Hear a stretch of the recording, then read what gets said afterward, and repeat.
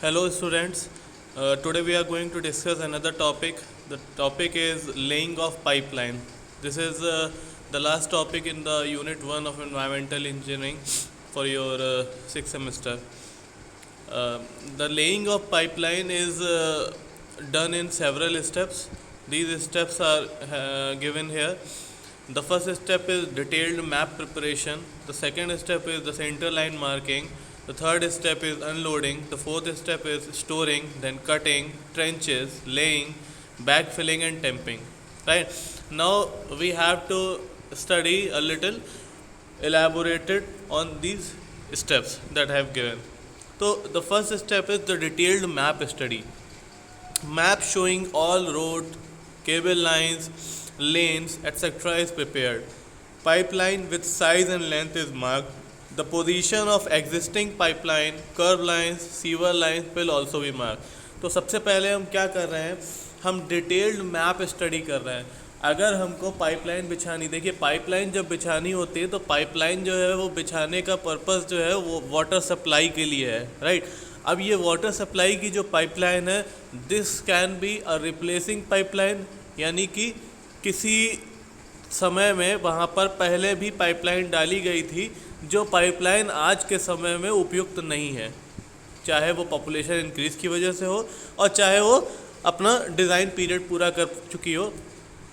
किसी भी कारण से हमको हो सकता है कि पाइपलाइन का साइज़ जो है वो वेरी कराना पड़े, या जो पहले से एग्जिस्टिंग पाइपलाइन है उसको चेंज करना पड़े. And there is also possibility of laying a new pipeline. कोई न्यूली डेवलप्ड एरिया है तो उस एरिया के लिए अगर हमको जो है वो पाइपलाइन बिछानी है तो नई पाइपलाइन भी हो सकती है, राइट.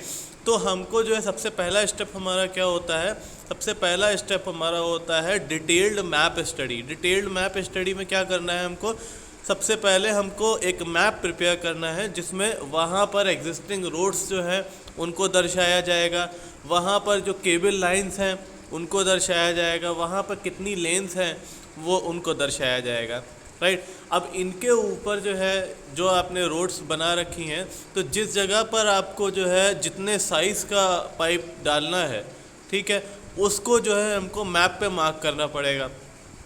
और इसमें जो है जो पोजीशन है एग्जिस्टिंग पाइपलाइन की, कर्व लाइंस की, सीवर लाइंस की, इसको भी हमको मार्क करना पड़ेगा. यानी सबसे पहला स्टेप हमारा है detailed map study and map preparation. उसके बाद हम आगे बढ़ेंगे, जब हमारा काम शुरू होने वाला होता है तो हमको करनी होती है सेंटर लाइन मार्किंग.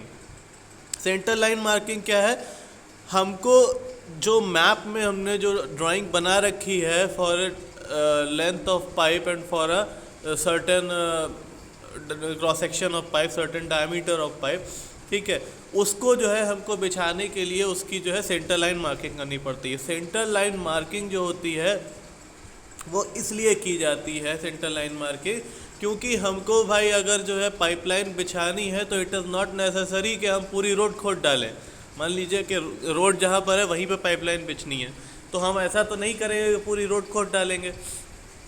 एक सर्टेन सेक्शन जो होता है वो हमको काटना होता है, यानी एक जितनी बड़ी आपकी पाइपलाइन है उससे थोड़ा सा जो है आपका ज़्यादा विड्थ जो है वो आपको मिट्टी एक्सकेवेट करनी पड़ती है, या फिर रोड अगर बनी हुई है तो उसको रोड को तोड़ कर निकालना पड़ता है. तो आपको जो है to transform it from map to site आपको सेंटर लाइन मार्किंग करनी पड़ती है. ये सेंटर लाइन मार्किंग जो है वो किस रूट से होती हुई आपकी पाइपलाइन गुजरने वाली है इसको दर्शाती है. सिर्फ वाटर सप्लाई में ही नहीं, आपका चाहे वो सीवेज के पाइपलाइन हो, चाहे वो इरिगेशन के पाइपलाइन हो, सारी पाइपलाइन जो है उनका पहला स्टेप होता है मार्किंग ऑफ सेंटर लाइन. ये मार्किंग ऑफ सेंटर लाइन जो है ये मैप के दिए हुए कोऑर्डिनेट्स को जो है टोटल स्टेशन पे सेट करके आपका पॉइंट्स की सेंटर लाइन मार्क किए जाते हैं, पॉइंट्स मार्क किए जाते हैं. और एक्यूरेसी के लिए जो है हम हमेशा टोटल स्टेशन का इस्तेमाल करते हैं. अब जो है अगर जो है हमारी पाइपलाइन जो है वो बहुत ज़्यादा स्ट्रेट जा रही है तो स्ट्रेक्स ड्राइव करे जाते हैं 30-30 मीटर पर।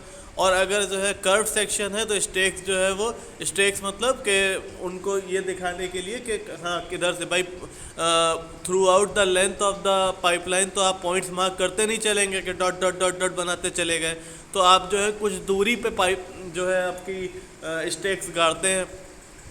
तो आपको इस चीज़ का ध्यान रखना है कि अगर सीधे हम जा रहे हैं तो हम जो स्ट्रेक्स गाड़ रहे हैं या जो निशानदेही के लिए जहाँ पे हमने पॉइंट लगाया था सेंटर लाइन, भाई हर वक्त तो ऐसा नहीं कि टोटल स्टेशन लगा हुआ है और मार्किंग कर रहे हैं, खुदाई कर रहे हैं, मार्किंग कर रहे हैं, खुदाई कर रहे हैं, ऐसा तो हो नहीं सकता।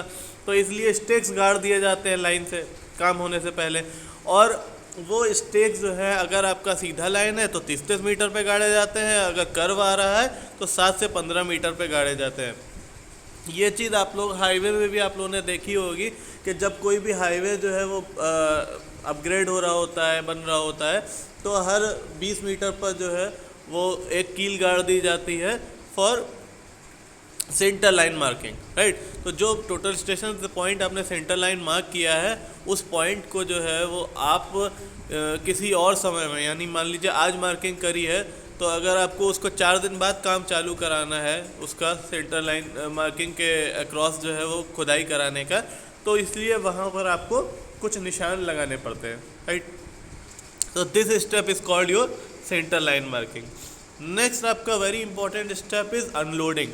पाइप्स जो होते हैं उनकी लेंथ भी बहुत ज़्यादा होती है और उनका वेट भी बहुत ज़्यादा होता है। तो लोडिंग अनलोडिंग करना है उनको, अगर पाइप किसी न किसी गाड़ी के ऊपर, ट्रेलर के ऊपर कैसे भी ना कैसे करके लोड होके आते हैं। तो जब लोडेड पाइप्स आते हैं तो अगर 60 किलोग्राम से जो पाइप सेक्शन है वो 60 किलोग्राम से कम वज़न का है तो उसको 2 लोग जो है वो मैनुअली उतार सकते हैं। लेकिन अगर जो है 60 किलो से ज़्यादा का है तो उसको जो है रोप और स्लाइड्स की मदद से, प्लैंक्स की मदद से उतारा जाता है। और वो प्लैंक जो है वो 45 डिग्री से ज़्यादा जो है आपके स्टीप नहीं होने चाहिए, ठीक है। यानी आपका प्रयास ये रहता है कि आप जो ज़्यादा वज़न का पाइप है उसको उतार रहे हैं तो उतारने के दौरान पाइप डैमेज नहीं हो किसी भी प्रकार से। अगर आप जो है एक खड़ा ढाल दे देंगे, 45 डिग्री से ज़्यादा का एंगल दे देंगे, तो क्या होगा, आपका पाइप बहुत तेज़ी से नीचे आएगा और वो जो है आपका पाइप जो है वो डिस्ट्रॉय हो सकता है, वो पाइप आपका जो है वो टूट फूट सकता है। तो इसलिए जो है आपका 45 डिग्री से ज़्यादा का एंगल नहीं देंगे स्टीपर, और उसको जो है depending upon the weight and the size of the pipe उसको रस्सियों से बांधकर क्रेन से इन सब से उतारा जाएगा। एक समय में एक ही पाइप को उतारा जाएगा, ठीक है। और इसको जो है उतारने के बाद जो है अगर हार्ड सरफेस है तो उसको रोल भी कर सकते हैं, ठीक है। यानी कि उतारने के बाद जो है आपको मान लीजिए कहीं लेके जाना है तो उसको रोल भी कर सकते हैं, ठीक है। सिर्फ हार्ड सरफेस होगी तभी रोल कर पाएंगे आप उसको। स्टोरिंग करनी पड़ती है क्योंकि हो सकता है कि आपका जो पाइप्स आते हैं वो साइड पे पहले उतार दिए जाते हैं। ऐसा नहीं होता है कि ट्रेलर आया, एक पाइप उतारा, बिछा दिया, फिर अगला पाइप लेकर आया, ट्रेलर उतारा और बिछा दिया, ऐसा तो नहीं हो सकता है। पाइप्स जो है वो इकट्ठा काफ़ी सारे आ जाते हैं और उनको साइड पे उतार लिया जाता है। तो उनको स्टोर करने की ज़रूरत होती है कि जब उनकी आवश्यकता हो तब उनको जो है वो यूटिलाइज़ करा जा सके। तो उनको हॉरिजॉन्टली स्टोर करा जाता है और लेयर्स में स्टोर करा जाता है, यानी पाइपलाइन जो है वो एक के ऊपर एक लेयर्स फॉर्म करके जो है वो स्टोर करे जाते हैं और हॉरिजॉन्टली स्टोर करे जाते हैं। पाइप्स को खड़ा खड़ा नहीं रख दिया जाता है, राइट। उसके बाद next step is your cutting. तो कटिंग में जो है जहाँ पर कटिंग करनी है, क्योंकि पाइप जो है वो ज़रूरी नहीं है कि जितना डायमेंशन पाइप का है उतना ही डायमेंशन में उसको बिछाना हो, ठीक है। तो हो सकता है कि आपको पाइप को कट करना पड़े। तो अगर पाइप को कट करना पड़ रहा है तो चॉक से जो है आपका उस पॉइंट पर जो है वो निशान लगा लेते हैं। फिर उसके बाद हैकसॉ या कारपेंटर सॉ से उसको कट करते हैं और कट करने में जो है कोशिश करते हैं कि वो कट जो हो वो बड़ा यूनिफॉर्म कट हो, राइट। उसके बाद ट्रेंचेस हैं। ट्रेंचेस खोदी जाती हैं, यानी जो गड्ढे खोदे जाते हैं उनको हम ट्रेंचेस कहते हैं। तो ट्रेंचेस जो है अगर छोटा प्रोजेक्ट है, एक आध पाइप बिछाना है, ठीक है। जैसे मान लीजिए कि आपकी रोड जा रही है और रोड जिस डायरेक्शन में जा रही है उसमें अगर पाइपलाइन बिछना है तब तो आपको जो है वो लंबी खुदाई करनी पड़ेगी।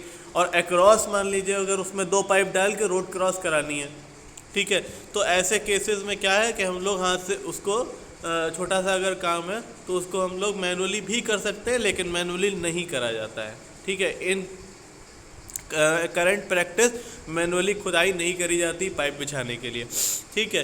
तो अगर जो है बड़े साइज़ के पाइप जैसे सीवर के पाइप्स हैं तो उनको जो है खोदने के लिए जो है वो एक्सकेवेटर, जो पुकलैंड आपका आता है, जो चेन माउंटेड एक्सकेवेटर जिसको कहते हैं, उसका इस्तेमाल करा जाता है due to its heavy volume, ठीक है, तेज़ी से काम हो जाए इसलिए जो है पुकलैंड का इस्तेमाल करा जाता है।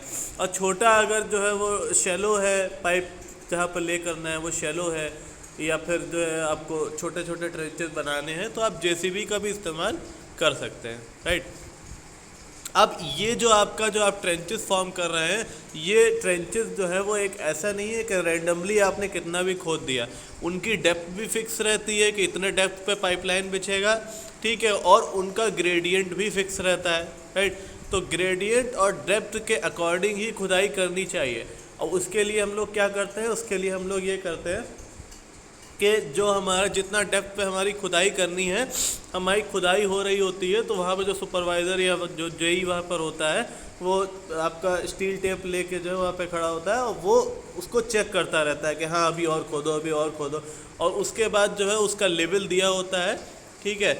जब अप्रोप्रिएटली जो है आपका वो खुदाई हो चुकी होती है तो उसका लेवल जो है वो ऑटो लेवल या टोटल स्टेशन से हम लोग चेक कर लेते हैं।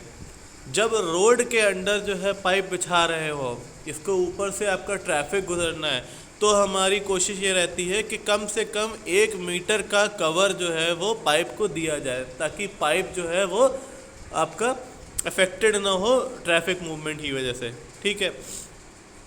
और उसके बाद क्या है कि width at the base should not be less than 200 mm on both side of the pipe. Pipe के दोनों साइड कम से कम 200 mm की विड्थ होनी चाहिए। और जॉइंट्स के लिए जो है विड्थ को एक्सटेंड करा जा सकता है, अगर किसी जगह पर जॉइंट्स हैं तो उस विड्थ को जो है वो एक्सटेंड करा जा सकता है, राइट। आप फिगर में देख पा रहे हैं रोड से 1 मीटर नीचे बिछ रहा है और दोनों तरफ जो ट्रेंच खोदी गई है वो 200 mm दोनों तरफ जो है वो आपकी दी हुई है, ठीक है। आप इस फिगर में ये भी देख पा रहे हैं कि पाइपलाइन जो बिछाई जाती है वो डायरेक्ट जो है वो मिट्टी के ऊपर नहीं बिछा दी जाती है। पाइपलाइन को बिछाने के लिए उस पर पीसीसी करना ज़रूरी होता है ताकि उसको इवन ग्रेडियंट मिले। उसके बाद बड़े साइज़ के पाइप्स जो हैं उनको शियर लेग्स या पुली ब्लॉक्स, चेन्स और रोप्स के थ्रू आपका क्रेन का प्रयोग करते हुए उनको बिछाया जाता है, ट्रेंचेस में जो है वो छोड़ा जाता है। किसी भी केस में हमको ये नहीं करना है कि एक बनी हुई ट्रेंच में हम रोल करते हुए लेके गए पाइप को और खट से गिरा दिया, ऐसा हमको नहीं करना है। हमको पाइप जो है वो वहाँ पर बिठाना है, वहाँ पे पाइप को हमको जो है वो अप्रोप्रिएट ग्रेडियंट के साथ, अप्रोप्रिएट विड्थ के साथ जो है उनको वहाँ पर लगाना है। उसको हमको उस पर धक्का नहीं देना है कि रोल करके हमने उसको ट्रेंच के अंदर धक्का दे दिया, राइट। और जो स्पाइगॉट होता है, स्पाइगॉट क्या होता है, जो आपके पाइप्स रहते हैं तो उसका एक एंड जो है वो आपका वैसा रहता है और दूसरा एंड जो है उस पर स्पाइगॉट लगा रहता है ताकि उसको कनेक्शन बिठाया जा सके अगले पाइप के साथ, ठीक है। तो पाइप का जो स्पाइगॉट वाला एंड है उसको जो है सॉकेट वाले एंड में दूसरे पाइप के, एक तरफ स्पाइगॉट वाला एंड, दूसरी तरफ सॉकेट वाला एंड, दोनों को जो है वो केयरफुली सेंटर करा जाता है, ठीक है। यानी कि उनकी भी सेंटरिंग जो है वो कंटिन्यूसली मॉनिटर करी जाती है बाय द इंजीनियर। कुछ सॉइल में ऐसा होता है कि आपका प्रॉपर जो है आपको वो नहीं मिलती है, बेयरिंग कैपेसिटी नहीं मिलती है, तो ऐसी सॉइल में जो है सेंड जो है उसको डाल के कम से कम 10 सेंटीमीटर सेंड डाल के उसकी टैंपिंग कर दी जाती है अराउंड द पाइपलाइन, ताकि पाइपलाइन जो है वो अपनी जगह पर रहे। इसके बाद जब पाइपलाइन आप बिछा चुकते हैं तो उसकी बैक फिलिंग करी जाती है। आप फिगर में देख सकते हैं एक जेसीबी जो है वो जहाँ पे पाइपलाइन खुदी हुई है, वही मिट्टी जो निकाली थी उसी मिट्टी को जो है वो बैक फिल में प्रयोग कर रही है, ठीक है। तो ये बैक फिलिंग जो है वो इतना आराम से करी जाती है कि पाइप में जो है बोल्डर गिरने की वजह से जो है या लिफ्ट हो जाने की वजह से जो है आपका डैमेज ना हो, ठीक है। और जो सॉइल जो है आपकी पाइपलाइन के अंडर की उसकी टैंपिंग भी कर दी जाती है, ठीक है। टैंपिंग रॉड का जो है वो प्रयोग करा जाता है और वाटर कंसोलिडेशन का प्रयोग करा जाता है। और बैकफिल जो है, अगर आपकी ज़्यादा डेप्थ में पाइप बिछाया गया है तो बैकफिल जो है वो टोटल सिंगल बैकफिल नहीं करते हैं। सिंगल बैकफिल नहीं करते हैं, क्या मतलब है? इसका मतलब ये है कि हम एक सिंगल लेयर में बैकफिल नहीं कर देते हैं।